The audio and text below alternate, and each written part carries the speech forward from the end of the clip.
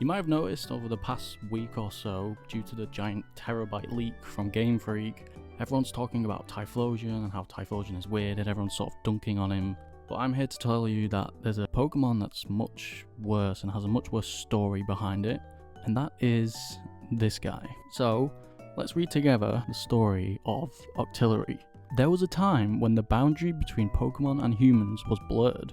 In a coastal village, there was a man. One day, as he was walking along the shore, he found a female Octillery washed upon the beach. Okay, I'm not sure how he could tell it was a female. We probably know by now the gender difference between different Octilleries is quite small, so either this man knew that or he was just sort of winging it.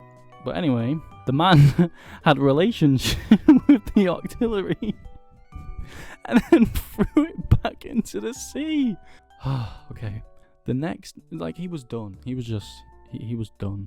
The next day, he went to the same spot and found the same Octillery again.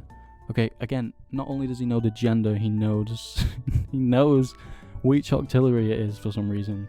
Anyway, he once more had relations with it and threw it back into the sea as before. Okay. One night, after several days had passed, the man had a dream. In the dream, the Octillery spoke to him. I cannot come to you, but I will deliver our child to you. It's our child, yours and mine. Starting to wonder what this child's going to look like.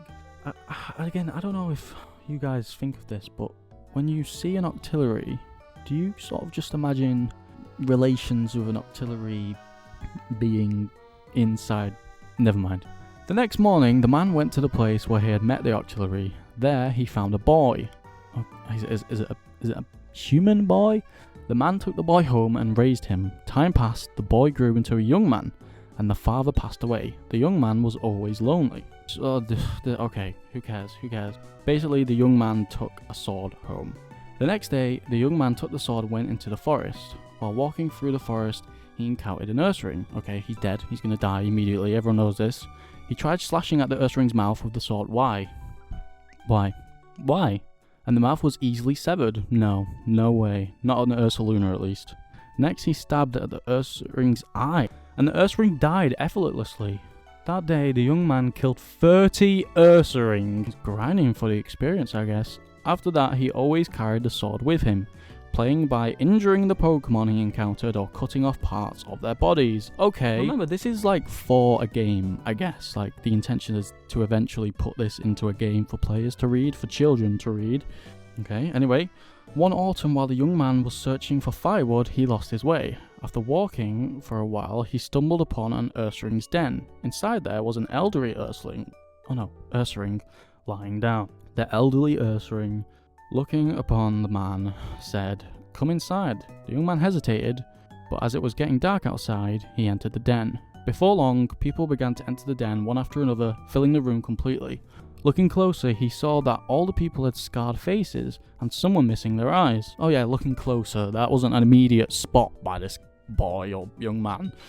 They were chatting amongst themselves, but the young man ignored them and fell asleep. At one point, he woke up to feel the elderly Ursaring laying beside him. He fell asleep again. When he woke up once more, there were many people around talking about something. Again, the young man ignored them and went back to sleep. When spring arrived, the elderly Ursaring spoke. "Do you want to go home?" "Okay. Where is this going?" "Anyway, then I shall send you home. When you return, a Wailord will soon be found near the village. Go there. We will send a man. You must leave the sword behind and bring a witness. Why did you do such things, cutting faces and slicing off noses?"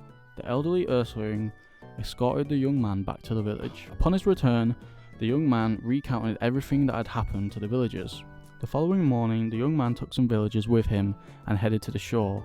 As they walked across the coast, they found a large Wailord. Nearby, on a beach, there was a Teddy Ursa. When it noticed the young man, the Teddy Ursa hid in the forest, and a large Ursaring came out of its place. As the Ursaring charged at him, the young man tried to draw back the sword he had hidden, so he rushed to the Ursaring with his bare hands. The young man and the Ursaring grappled, punching each other's faces. Okay, there's no way the man lives. There's no way. I don't need to read the rest, but I will. They strangled each other with all their strength, and so they choked each other to death, collapsing on top of one another the villagers went back and told others what they had seen. What is this story? What did this have to do with the Octillery? What's going on? I need context. Game Freak needs to answers. The next Pokemon Presents needs to be a giant apology video.